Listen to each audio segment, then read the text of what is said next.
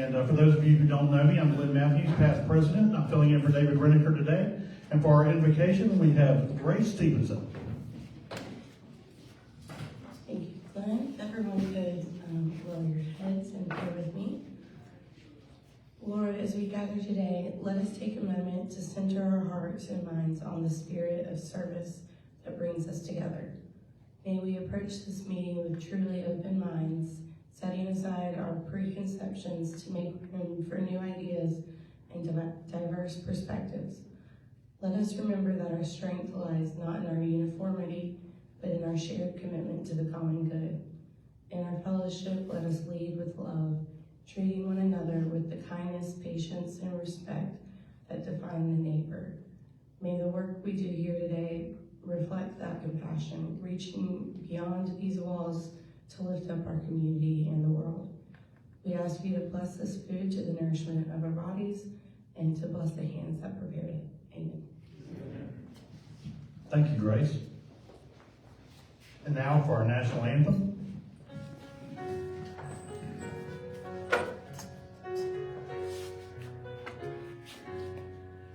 Oh, say, can you see by the dawn's early light what so proudly we hailed at the twilight's last gleaming, whose stripes and bright stars through the perilous fight, o'er the ramparts we watched were so gallantly streaming, and the rocket's red glare, the bombs bursting in air, gave proof through the night that our flag was still there. Oh, say does that star-spangled banner yet wave o'er the land of the free and the home of the brave? And please remain standing while we recite the four-way test. Of the things we think, say, and do, is it the truth? Is it fair to all concerned? Will it build goodwill and better friendships? Will it be beneficial to all concerned? You may have a seat. So I'm going to call Graham Davidson up right now to introduce the visiting Rotarians and guests.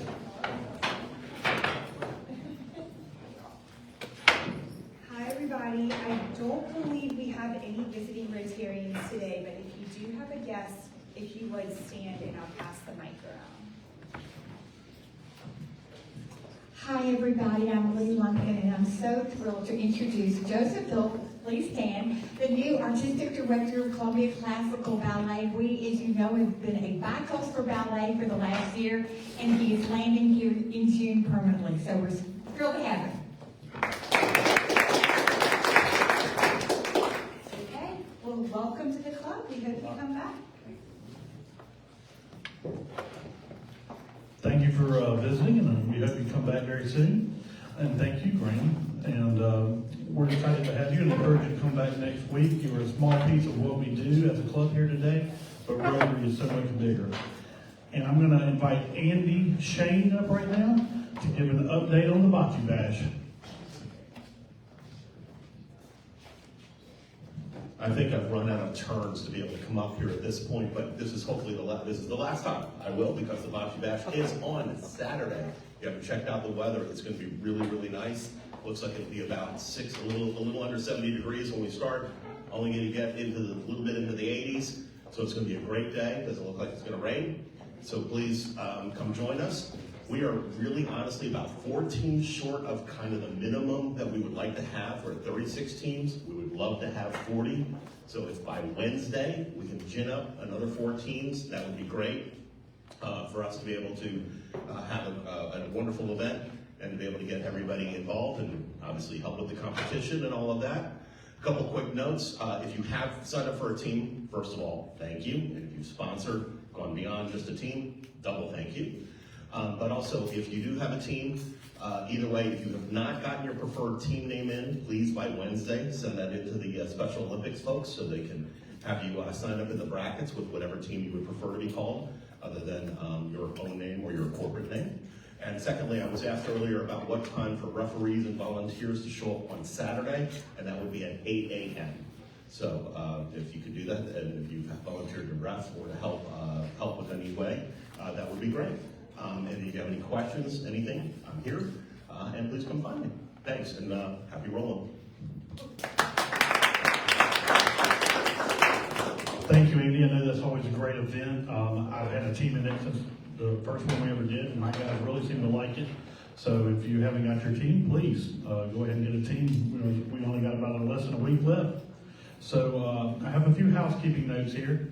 The first one is Jimmy Derrick wanted me to let you know that Madeline's Fund, the Pink Bow Fashion Show, is this Thursday from 6 to 10 at Central Energy, and I have it on good authority that our own Graham Davidson is going to be a model for it. So I'm really excited about that. So, please, if you have any further questions, please come see Jimmy Derrick for more information. This is the unfortunate part of being president of Rotary, is that I have to announce that we've had 2 deaths in the Rotary family here recently. Hal Croswell, who started Columbia Eye Clinic, longtime Rotarian, has passed away. And John Holler, director of Upward Children's Home, died in a tragic motorcycle accident recently. So that's unfortunate, and I always hate to have to announce those deaths that we have. So one of the newer things we do now is called a member moment. And we learned a little bit about a fellow member. And this actual member is one of our younger members, and he's one of our newer members. But he's an excellent member, and I'd like to learn more about him, and that's Rox Pollard. So Rox, come on up here and just tell us a little bit about yourself. Yeah, hello everybody. I'm Rox Pollard III. Many of y'all probably know my father is Rox Pollard Jr., so there's 2 of us running around Columbia now. I was born and raised here in Columbia, went to Heathwood Hall, kindergarten through high school. Then I decided I needed to get out of Columbia for a little while. I went up to Clemson for college, did my 4 years up there. Worked out west for a little while, doing some fun stuff, and then moved back and got roped into joining the commercial real estate business along with my father over at Collier's Commercial Real Estate on Gervais Street. So I've been back here in Columbia working on the retail team primarily, so anything shopping centers, land that could be used for retail uses, restaurants, the fun stuff. We like to say, industrial office is great, but you can really touch and feel retail, and so that's kind of a fun thing to do. I'm super bullish on Columbia. I know a lot of people my age aren't necessarily. A lot of them, most of my friends have moved on to Greenville, Charlotte, Charleston, going to have some fun, but I really love Columbia. I think it's a special place, and I think we're right on the precipice of something really, really amazing. We've always been, playing second fiddle to Greenville in Charleston here in South Carolina, and I think that's about to change. And if we look over the next 3 years, we've got 4,000 apartments that are going to deliver, and that's going to radically change the downtown Columbia area. The park process right here behind us is underway. That's going to be just super transformative to everything. But, all that to say, I'm Columbia through and through. I love it here. I don't plan on leaving anytime soon. I'm really thankful to be part of Rotary and get to meet and build relationships with all of y'all. This has been really exciting. So that's just a little bit about myself. I'd love to talk to anybody, outside of this if they want to get to know me more. But yeah, it's just a little bit about me.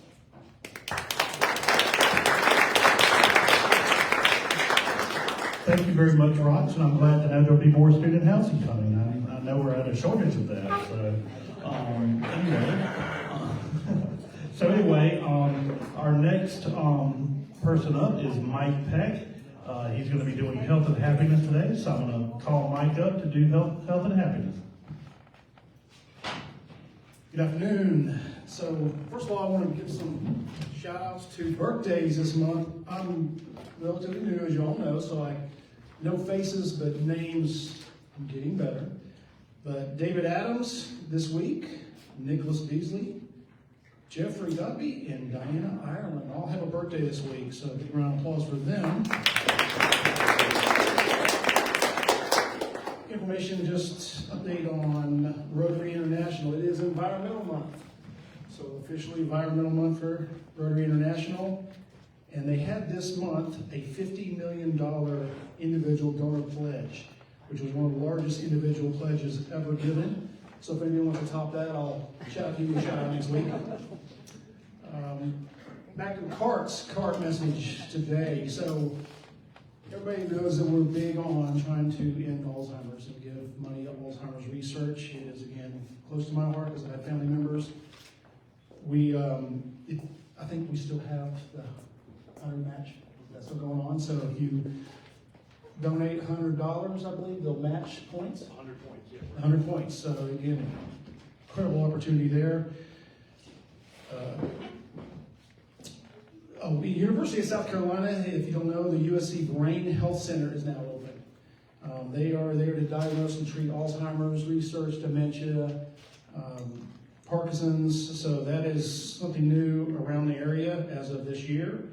So University of South Carolina is definitely being part of the cure for this. Okay, the last thing I want to do is a quote. The last thing, quote for the day, it says, C.S. Lewis, you can't go back and change the beginning, but you can start where you are and change the ending. So I want to challenge everybody as Rotarians to change the ending. Thank you. Thank you, Mike. And as you probably know already, today we're blessed to have Superintendent of Education, Ellen Weaver, and Laura McKinney will be doing her intro. So welcome, Laura. Thank you. I just wanted to say, Mike, thank you for highlighting that about the Brain Center. I know when my dad was diagnosed with Parkinson's probably 20 years ago, he had to go to Charleston, and there was just nowhere locally that was coordinating all those efforts, so that's really exciting to hear. But I would like to introduce today our speaker, Ellen Weaver. She is the 19th State Superintendent of Education, elected in November of 22.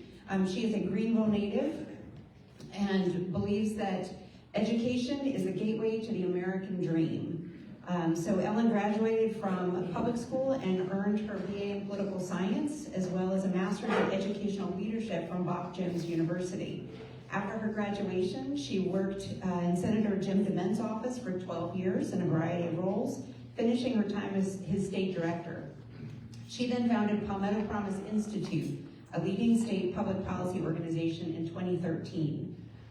So I won't take too much time on her introduction, but I will say that I've really enjoyed working with Ellen over the past many years, and know that she has a very deep passion for public education and for the state of South Carolina. So I'm excited to hear the updates and what she has to share with us. So please welcome Ellen Weaver.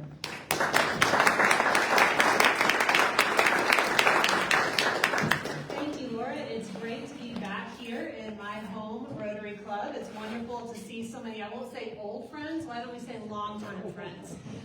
It is just wonderful to be back with you. We have so much exciting news to share about the good things that are happening in public education here in South Carolina.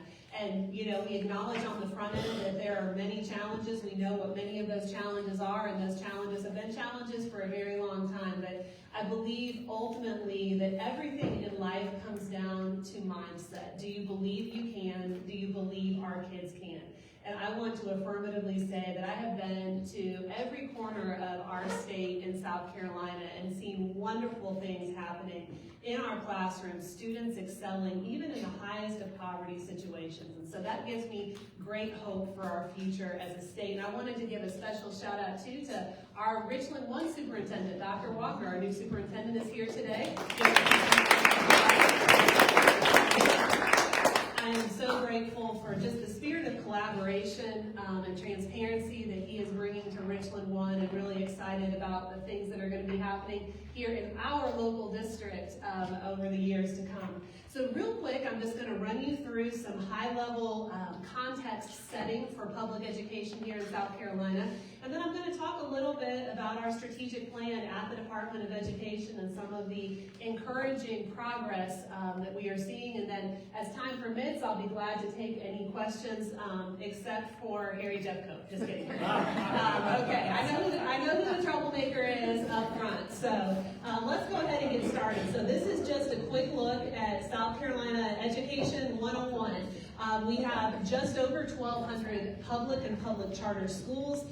When you look at all-in number of students, over 800,000 when you think about public education, private education, homeschooling, and public charter schools. We have 81 districts, and that includes our traditional public school districts, our public charter school districts, and then our special schools, like the Governor's School for Science and Math, for Arts and Humanities, and for Agriculture. And then we have over 60,000 certified educators here in the state of South Carolina. One thing I love to joke about is I love Johnny Cash. And I especially like his I Built It One Piece at a Time and It Didn't Cost Me a Dime song. In many ways, education governance has grown up that way. We have the 49, 50, 51, 52, 53, 54 automobile, right? And so there are a lot of layers of complexity and rules and regulations and governance stakeholders in public education. So this is just the short list. Of course, we have the federal government. That's in the news all the time. Our General Assembly is setting many of the rules and regulations in Title 59, it's called, which is our section of the state code that deals with public education here in South Carolina. They also are funding, as you'll see in a few slides, about half of what we spend in public education here in South Carolina as a state. Of course, you have my role, which is established in the state constitution to oversee the local or the State Department of Education. We have the State Board of Education, which is a 17-member board that is also established in the state constitution. Those members are appointed, 16 of them, by the local legislative delegations that map onto our 16 judicial circuits as a state, and then the 17th is appointed by the governor. We have the Education Oversight Committee that I was privileged to serve on prior to being elected to this job, and they oversee our state accountability system. And then, of course, we have our local district boards of trustees.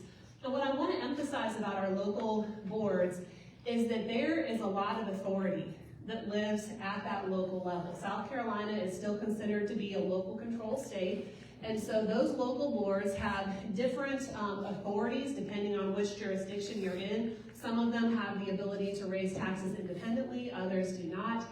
But all of those boards are setting the local budget for the year for public education in their community. And then they also are in charge of maybe one of the most important decisions that a district can make, the hiring and firing of the local superintendent.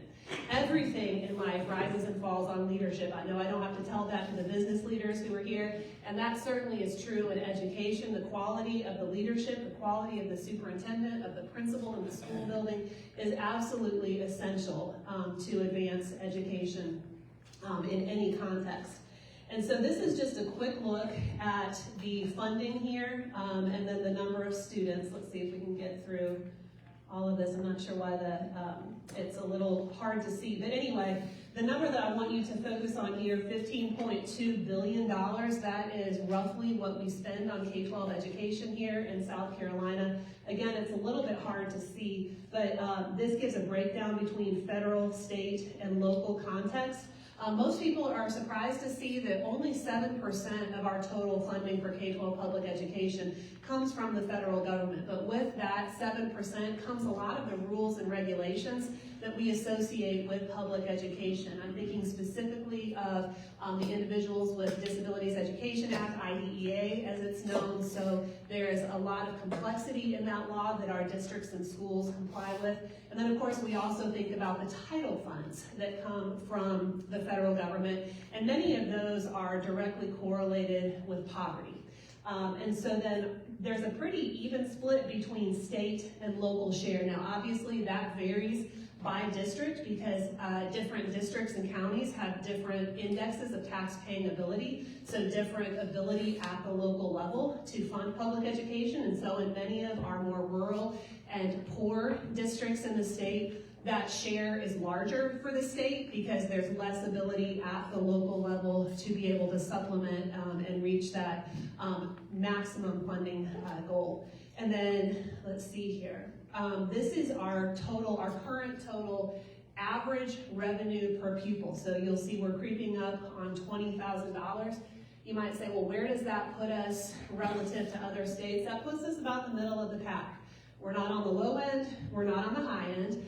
And I always hasten to add that there is a great deal of variability. So that is the average across the whole state. But you'll see we actually have some districts here who are on the upper end of that distribution at almost $36,000 revenue per pupil. And then our lowest funded districts are hovering just below $14,000 per pupil. But on average, that is what we're spending in South Carolina, or the revenue that we're generating per pupil if you look across the state. And then, again, the chart is a little bit messy, but just so that you can get a sense that that trend line at the top, that's the number of students who are in, let's see, that's the total number of students in public education. So that includes our traditional and our public charter schools. And what you'll see is that our trend line as a state is going up.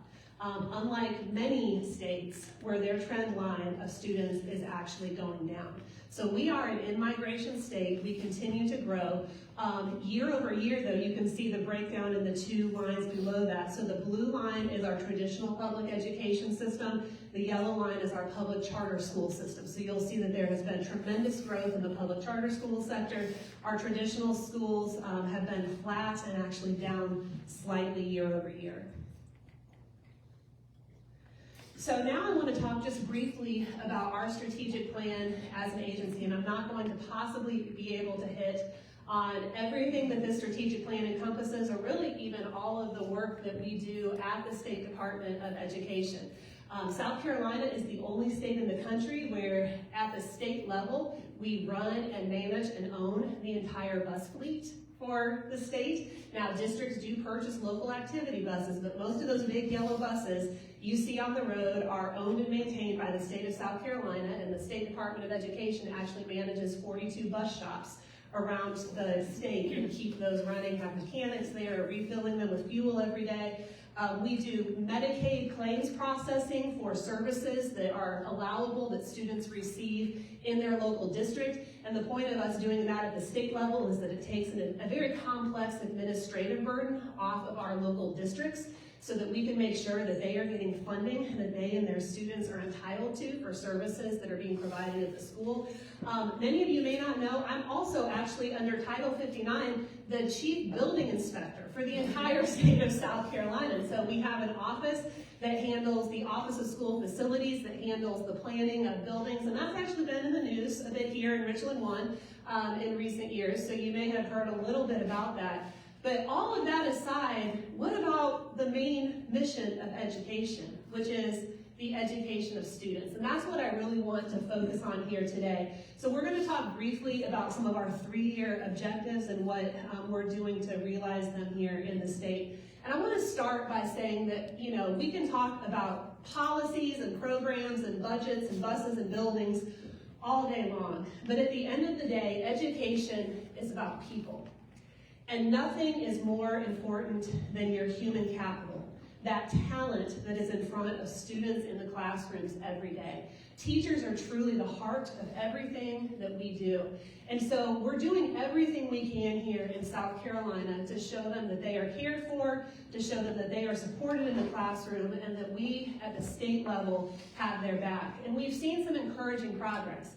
Since 2019, our beginning teacher pay has gone up 52%. It was at $32,000 in 2019. As of this budget year, if the Senate moves ahead with what the House proposed, we will be over $50,000 for starting pay. That is significant progress. And what I'm pleased to tell you is that that puts us on par now with our southeastern neighbors, the people that we are competing for teacher talent. And in fact, when I visit districts that border North Carolina and Georgia, they're now telling me that we have teachers from those states who are looking to come and work in South Carolina, because of the intentional culture that we're trying to create and the fact that our pay is competitive. I'm also encouraged to share that just since 2023, when I first took office, teacher vacancies statewide are down 56%, and that is even as the number of teaching positions has continued to increase. So we are making progress, but of course there is still a lot more to do. One of the things that I hear most often from teachers is that I didn't go into this job for the pay. I knew I wasn't going to get rich teaching. But what I didn't go into the job for was to be disrespected in my classroom, to feel unsafe in my classroom, and that is a challenge that so many of our teachers surface as to why they are leaving the classroom. And so at the state level, we are trying to create a culture of mutual reciprocity where our district administrators know that at the state level, we have their back, so that they in turn can have the back of their building leaders and their teachers in the classroom. And I think nowhere was this more obviously or evidently needed than in the fact that we had students, and in some instances probably still do, using cell phones during the classroom period. That just defies all logic and common sense. And you know, when I go to high schools, I talk to our students about the policy and I tell them, don't hold back, you can tell me what you honestly think. And I said, I'm gonna level with you, because we as adults have failed you. If we as adults are honest, we're addicted to our cell phones, right? Don't you feel a little twitchy when you don't know where your phone is and you haven't checked it for a while? Well, y'all, we have conducted a wholesale technological experiment on an entire generation of students. And the dopamine hit that they are getting from unfettered access to technology use has created such huge challenges for our schools and for our teachers. When I talk to our early childhood teachers, they're telling me about 4-year-olds who are coming to school, 5-year-olds who are coming to school with very limited gross motor skills, fine motor skills. They can't sit still, they can't focus. They've been swiping on a device almost since they were born. And so I think that we as a society have to do a much better job educating students about the damage that technology is doing to their brains. We actually know what the brain science is. But we have to use our schools as centers of community gathering to educate parents, grandparents, aunts and uncles, really the whole community about how we can better support moving our students from a technology-based, phone-based childhood back to the play-based childhood that so many of us were privileged to grow up in, and that science tells us clearly is the healthiest way for children's brains to develop. So our phone-free school day policy, Free to Focus, we said we want to talk about what we're giving to students, not what we're taking away.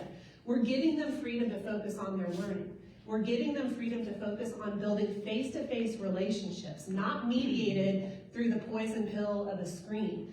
And we're giving them freedom to focus on their safety. When I talk to Sheriff Lott and so many of our law enforcement officers, they say that in a school emergency, the last thing you want a student to do is to be tied to a cell phone or to be putting out information that is creating a false narrative within the community. And so we need our students fully focused on the adults who are getting them to safety when there is a safety situation at a school and not looking at their phones. And then of course the last one, Free to Focus on instruction. Our teachers have just said, we are sick to death of being the cell phone police. Please help us. And so that's what this policy is doing. And I'm so excited to say that South Carolina is actually leading the nation in the statewide implementation of this policy. Many states, in fact, if not all states, are very closely following us in doing this. And we're working with a number of nationally known researchers to look at the implementation of this policy to actually understand what are the impacts that it's having on student discipline, on student learning, and so many of the other things that we're concerned about. College and career readiness is a huge, huge, huge piece. And I'm proud to say that we have seen our high school graduation rate over the last 5 years steadily tick up to 86.7%. But I'm even more proud of the fact that our college or career readiness has gone from 61% to 75%. That represents an intentional focus on making sure that when our students leave high school, they are prepared for college, career, or the military. But what I'll point out to you here is that we have real work to do to shrink that gap. Because what does a high school diploma mean if you aren't college or career ready when you receive it? And so there's a lot of intentional work that's being done. Laura has been part of that work at the state level to ensure that we are creating meaningful career pathways that are aligned with what businesses are telling us their needs are to ensure that our students are leaving college, career, or military ready. And this is just a look, it's hard to read, but some of the career clusters, and I'm really excited to say that the big uptick in that number is because we have seen 80% of our students, I'm sorry, not 80%, we've seen an increase from 19,000 students in 2018-19 to 48,000 students in 23-24 who are on some kind of career-aligned pathway with CDE. So we're very excited about that, but a lot more work to do. Another thing that I hear often from business when we're talking about career readiness is just the need of soft skills, life skills, durable skills, whatever you want to call them. The skills that it takes not just to be a successful employee, but that it's really what it takes to be a successful human. And so we have a number of free curricula, including the Medal of Honor curricula, that we are providing free of charge to districts across the state to help with what we call character and resilience education. And the idea is that, again, there are just these skills, honesty, integrity, showing up on time, things that you can learn from people in the past and apply those lessons in real time to the needs and challenges facing you today. So very excited about that work as well. I'm going to transition real quick from high school and from career readiness back into our elementary and middle school grades. So literacy is the foundation of all other education. If you can read, you can do anything. And so this is a look at our 3rd to 8th grade SC Ready scores from 2016 to 2025. And what I'm excited to point out is that between 24 and 25, just this last year, we saw a 6 percentage point year-over-year growth in students in 3rd to 8th grade who were deemed as proficient. That is massive movement at scale at the state level. And so 60% of our students are currently proficient in ELA. No, that's not high enough, and we have a lot more room to grow. But I'm excited about the work that we're doing around the science of reading to ensure that that happens. And that work is actually paying off. When you break apart those ELA scores by grade level, you'll see that we actually had a 15% year-over-year growth in 3rd grade proficiency. So from here in 24 to here in 25. And there was a 45% year-over-year decrease in 3rd grade does not meet. So this is the lowest performance category.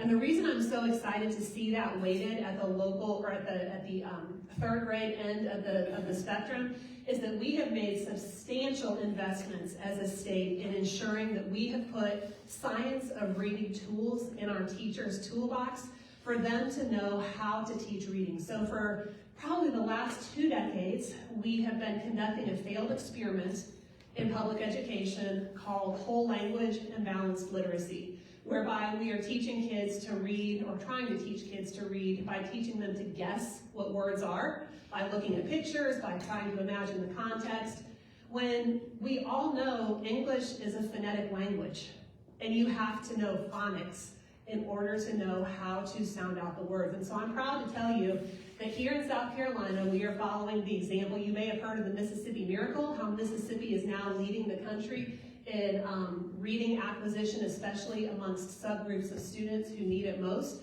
Well, we're going to be talking about the South Carolina Surge before you know it. I'm done talking about the Mississippi Miracle because we are putting the tools in our teachers' toolboxes and making sure that they have what they need to ensure that our youngest readers have a strong foundation in literacy.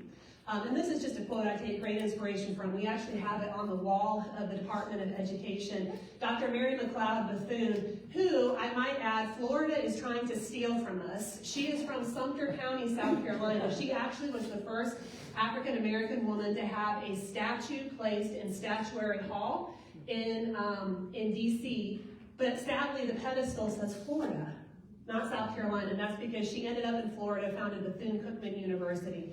But she is a native South Carolinian. So anyway, we're going to steal her back from Florida. Moving quickly ahead to math, the other foundational skill that you have to have, literacy and numeracy, right?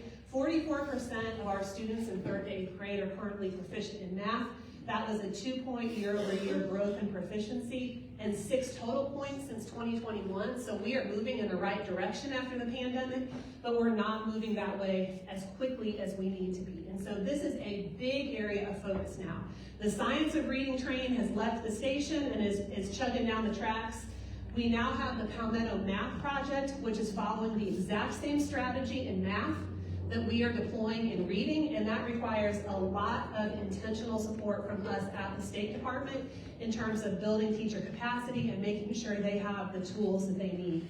And I don't know if any of you are looking for a great reading recommendation, but if you care about math education, or even if you just care about making sure that we have a numerate population for the economy, for the sciences, and all of the STEM careers that are out there, this is a fantastic, very accessible book, Math Mind, The Simple Path to Loving Math. And again, it comes back to mindset. I don't know how many of you thought that you weren't a math kid growing up. I certainly did not think I was a math kid. But we have to teach our kids that just like every kid can learn how to read, every kid can do math when you put it to them in a way that they can understand.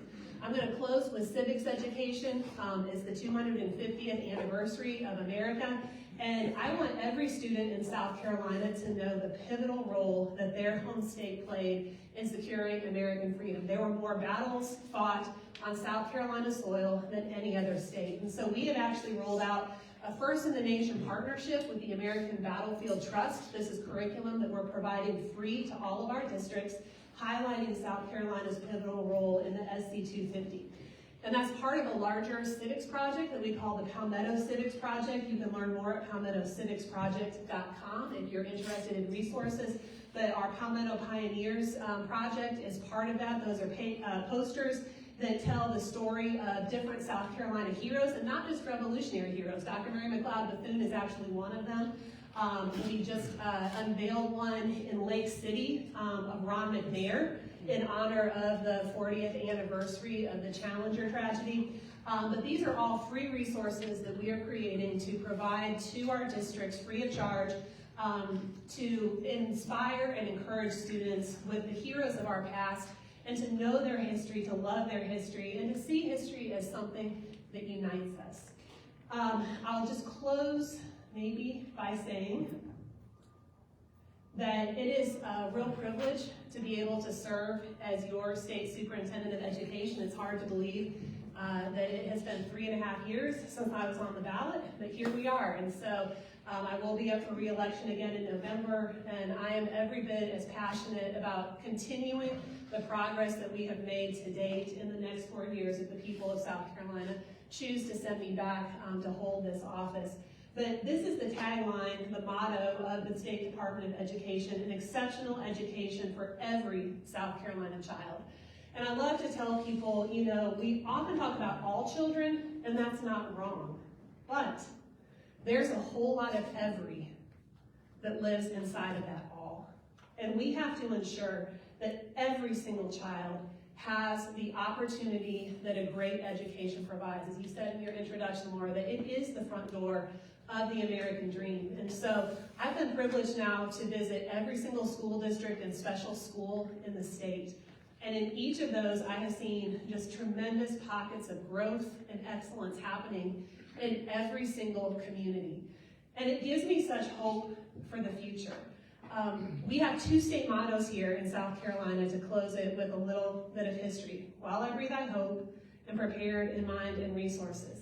And I love to tell our students that those 2 mottos form the double helix of our state DNA as South Carolinians.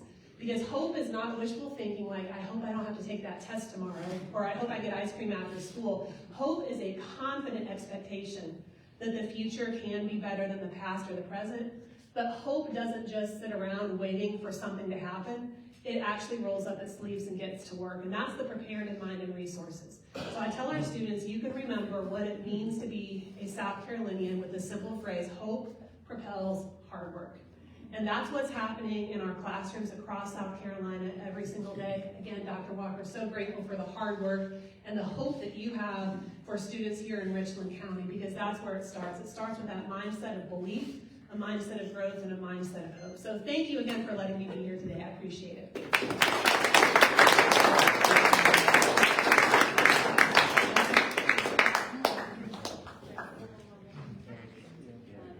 Yes, there you go. Okay. Let's see, we can try it. All right, so we can take questions. Who has a question?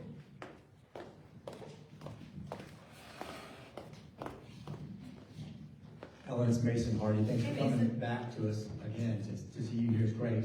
You're always welcome back. You can always be a Rotarian and come back.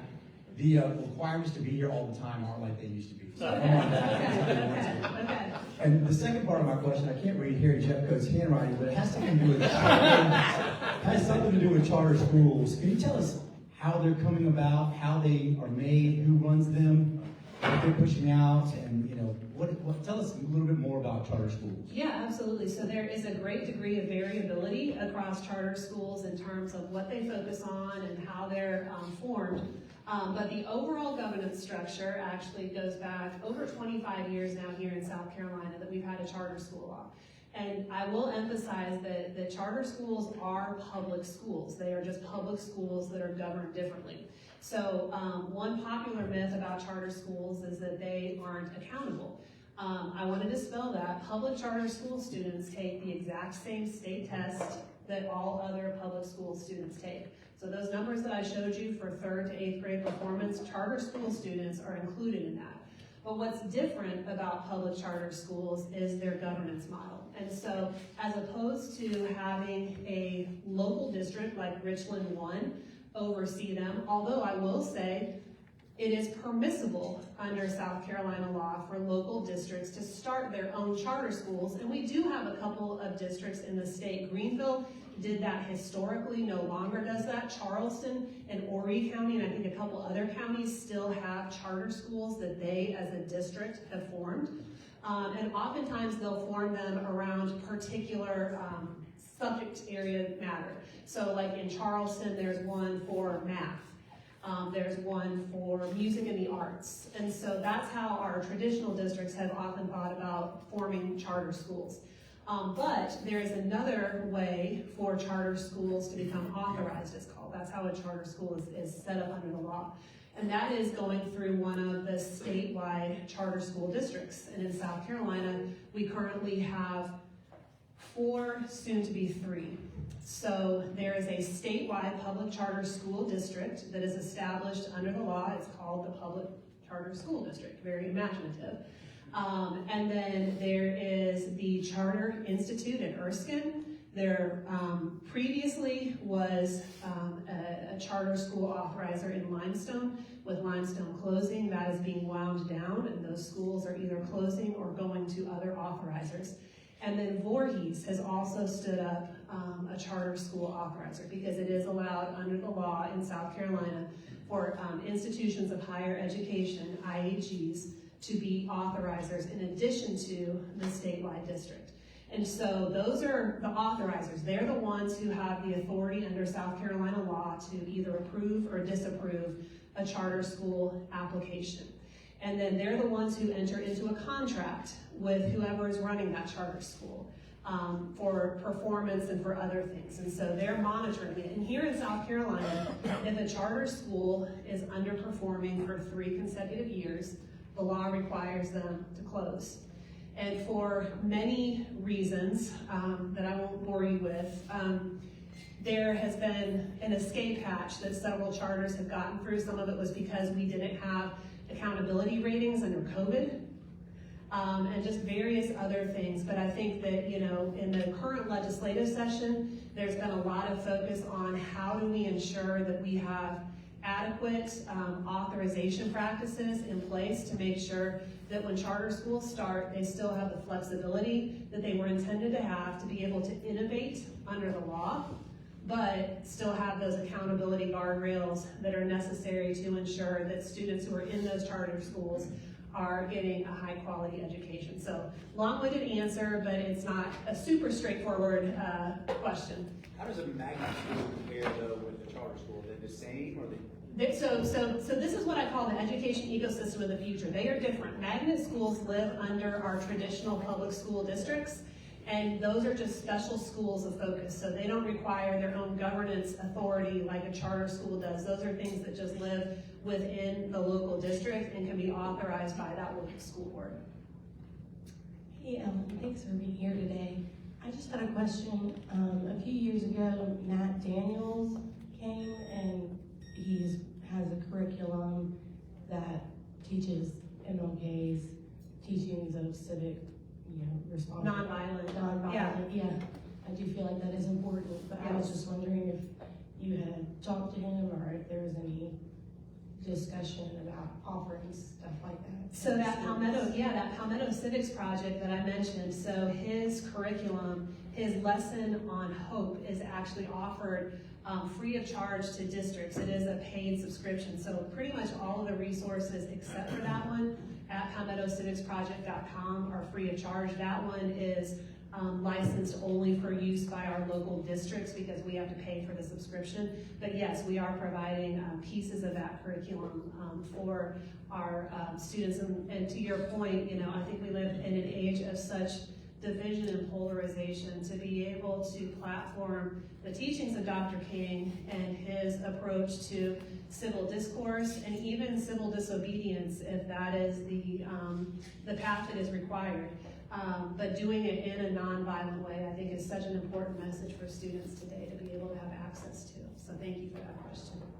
Yes, ma'am. Hey, Ian. Hey, good to see you. I have two questions. First one is, I actually live in Sumter, but I've been with this club there because I work with it. Anyway, do you see it as a conflict when you have a board chair of a public school district starting his own charter school, which is the situation we have right now in Sumter, South Carolina, number one.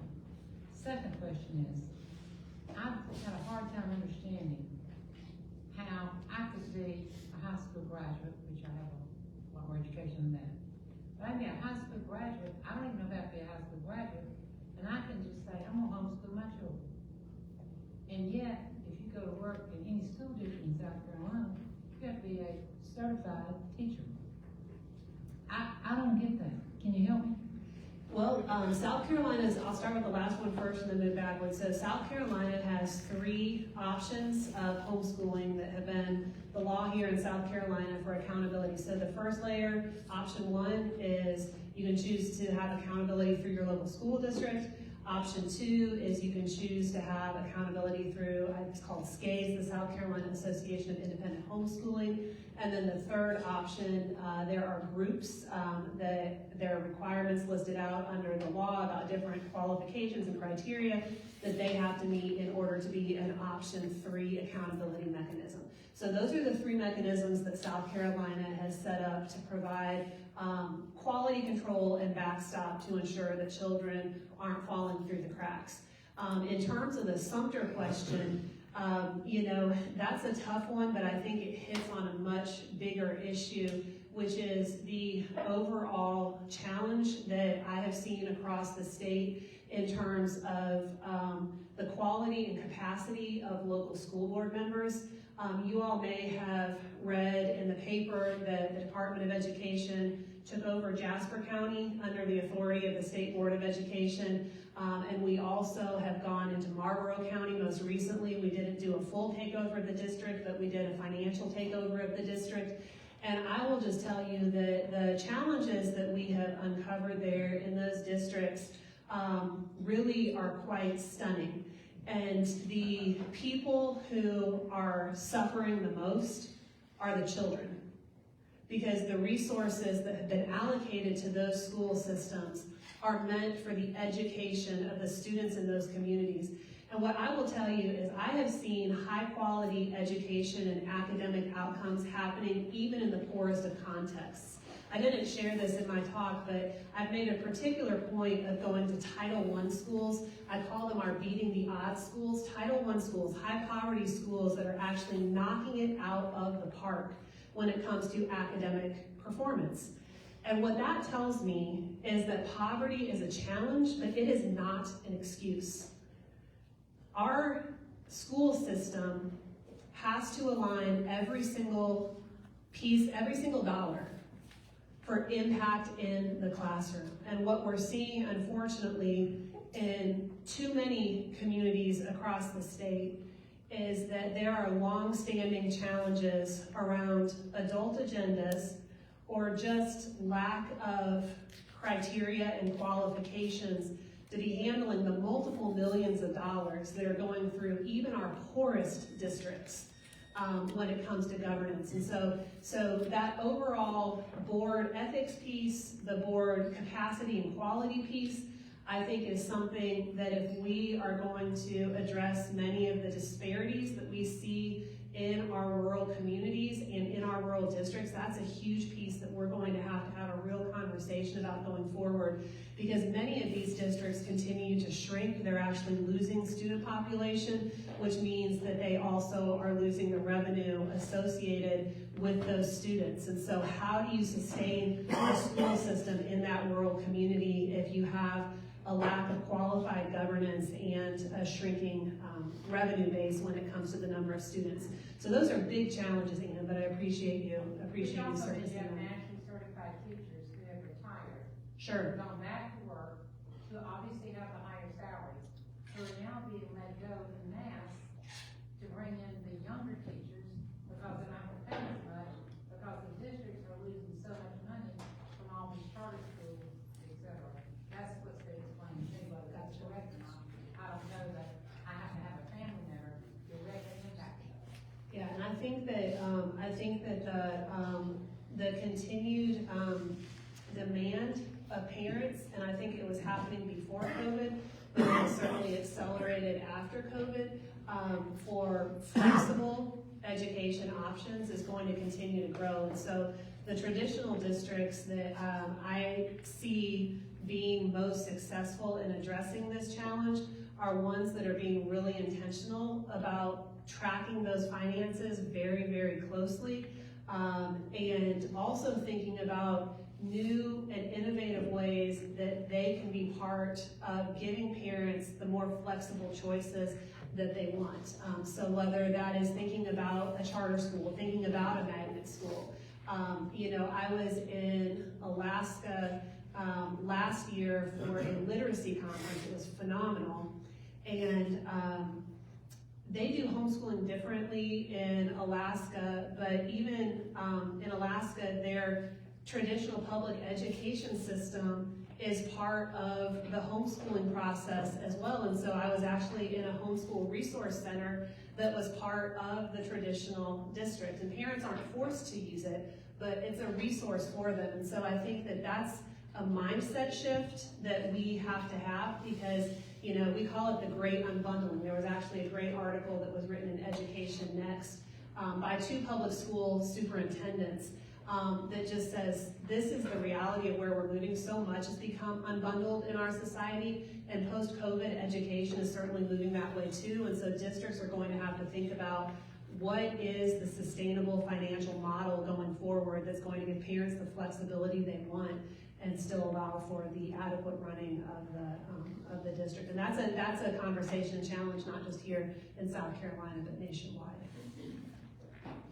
Good afternoon. I'm acting as a vessel today. Okay. I'm my wife, as well as many others I know, teachers that go from the upstate down to the low country.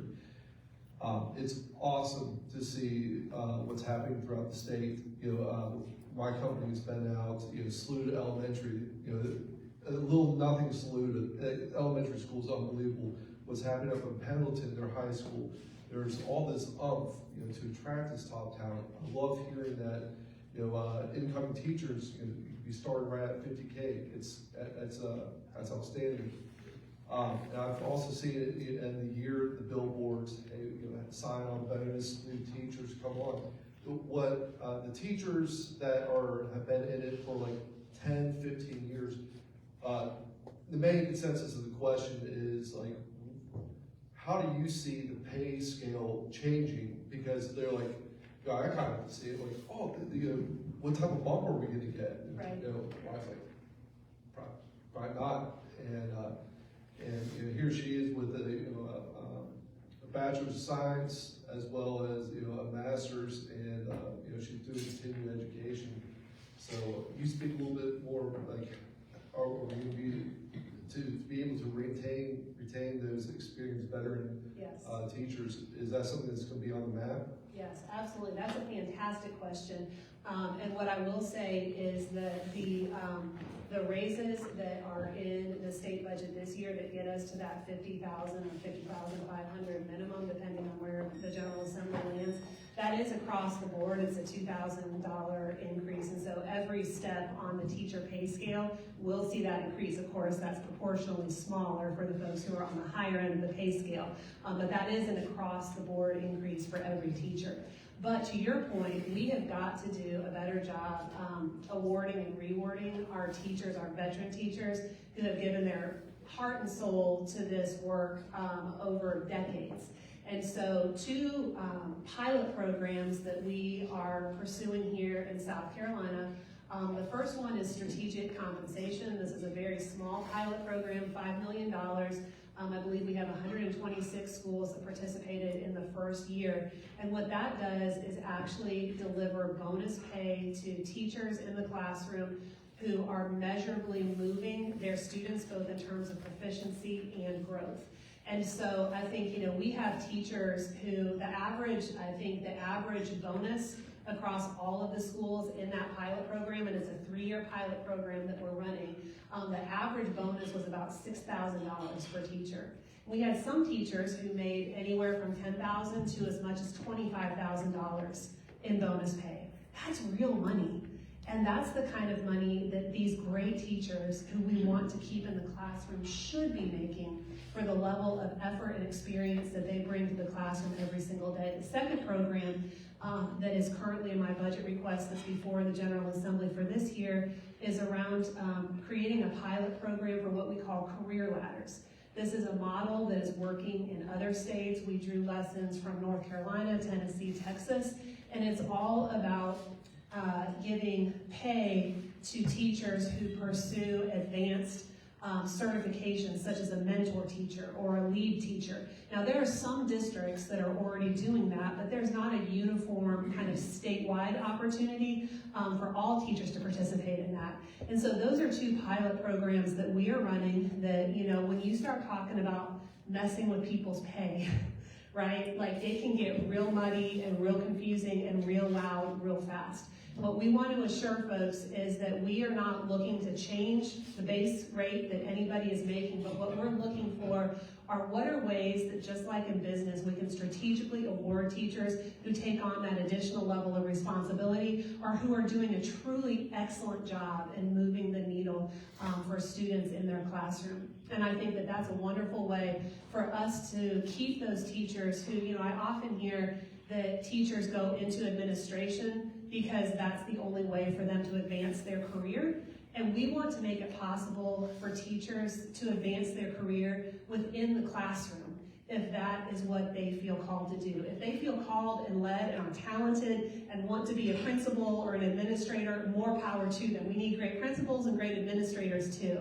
The most important thing in the whole world is the teacher that is in front of those students in the classroom every single day. And so we want to keep our very best veteran teachers in the classroom. So those are 2 concrete ideas that we are piloting here, with the idea of being able to take data back to the General Assembly to say this is what we saw and this is what we think we should do moving forward here in the state. Yes, I'm Jimmy Garrett with Caldwell Banker, and I just closed a house with a lady high school teacher at Swansea, as a matter of fact. And she said the biggest problem she had was the students taking pictures of the test and sending them to, with their cell phone, and sending it to other classes as they were coming up, and how much better the grades were with the last longer you class went through than the day. first class. And I was interested about you talking about cell phones. How do you keep them from having cell phones? Well, so the policy that we have in place right now has allowed latitude for districts to determine how they enforce off and away for the day. And we certainly know there are pockets where it is being enforced and pockets where it is not.